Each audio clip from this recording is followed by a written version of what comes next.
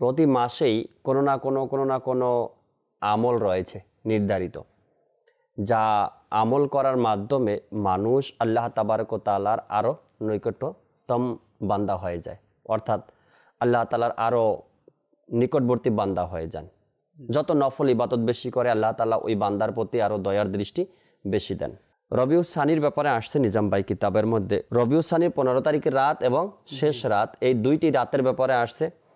যে ব্যক্তি এই দুই রাতে অর্থাৎ 15 তারিখের রাত আর শেষ রাত রবিউস সানির এই দুই রাতে মাগরিবের পর ও এশার নামাজের আগে 2 রাকাত নামাজ আদায় করবে, অর্থাৎ 2 রাকাত করে 4 রাকাতের নামাজ হবে, 2 রাকাত করে আদায় করতে হবে।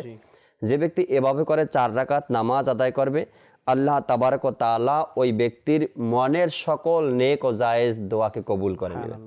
এখানে একটি বিষয় মনে রাখতে হবে, দর্শক শ্রোতাকে বলবো নিজাম ভাই, যখনই আল্লাহ তাবারক ওয়া তাআলার দরবারে আমরা দোয়া করি, দোয়াটাও আমাকে দেখতে হবে, দোয়াটা জায়েজ কিনা, হালাল কিনা, শরীয়ত সম্মত কিনা, আর সেটা আমার জন্য কতটুকু গ্রহণযোগ্য। এখন যদি কোনো ব্যক্তি হারাম দোয়া করে, যে জিনিসটা তার জন্য হারাম, তবে তো এটা দোয়াও করা উচিত না, মন গুনাহ হওয়ার সম্ভাবনা। আর যদি দোয়া করার পরে হারাম বস্তু চেয়ে আল্লাহ তাআলার দরবারে দোয়া করে আর দোয়ার পরে অপেক্ষায় থাকে আমি পাবো দোয়া করেছি, তো অনেক বড় বোকামির কথা এটা।